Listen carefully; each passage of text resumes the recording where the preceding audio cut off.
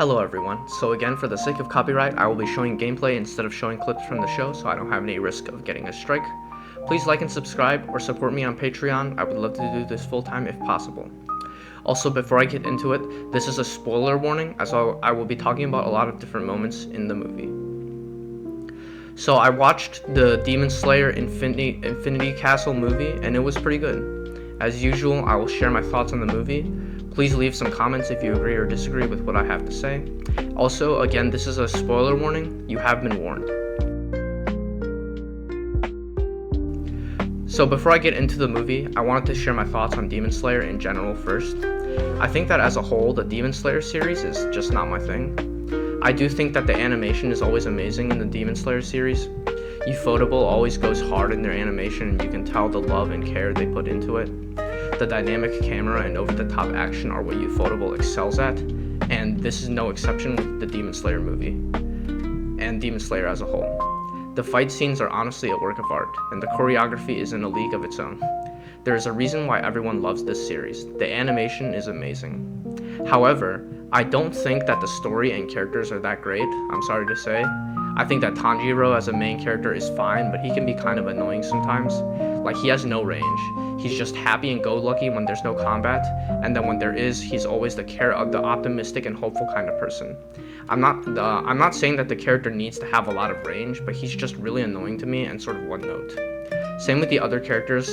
I like Inosuke, but Zenitsu is so fucking annoying. Like, stop crying and shit and stop chasing tail. At least try to act useful instead of being the most annoying character in the show. The other characters are kind of forgettable, I'm not gonna lie. I like the flashy sound ninja guy, but that's about it. And the story is nothing special. I think the beginning is very strong of the whole series, but it falls off kind of fast for me.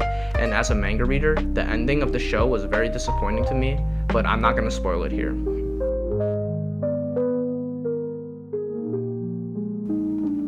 Now let's get on with the movie. The animation, as usual, is top-notch. I'm not going to get into it again because I was already gushing over Ufotable's animation before, but as usual, it goes hard. I think that the setting of the movie is also is pretty creative and cool.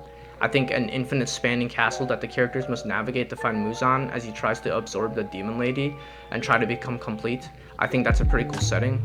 The never-ending rooms, the shifting castle, makes for a great setting that is enjoyable to watch. The combat is also great.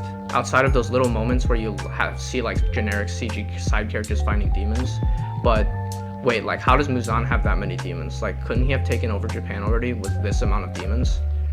The characters in this movie also feel a bit more interesting other than Tanjiro.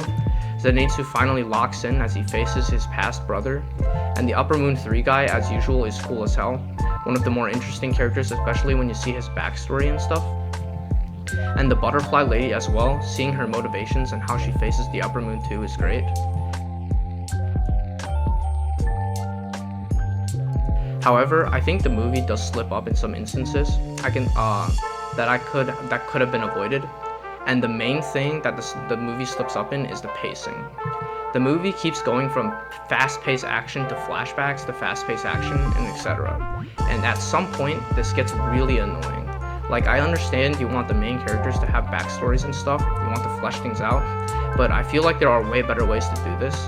Like, they have fast-paced action, and then a super drawn-out backstory, then it goes back to fast-paced action, then another flashback that goes into another super long, drawn-out story, and this happens over and over again. Like, seriously, I'm trying to watch an action movie. I don't want to watch like 20 sob stories of all of the protagonists and villains and try to feel for them. Like, if you want to tell a flashback story, make it concise and to the point. Stop drawing things out. Like, the movie feels super bloated. That's probably why it's a full 2 hours and 30 minutes. And I guarantee like half of that is flashbacks. Like, taking the Upper Moon 3 fight for example, Tanjiro beats him and he looks like he's going to evolve, then it cuts to a flashback that goes on for like 30 straight minutes and goes through his entire backstory, and then he just kills himself and dies.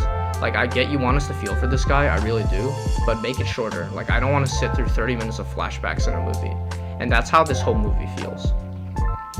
Overall, the movie was still pretty good, but I think it had major flaws that holds it back.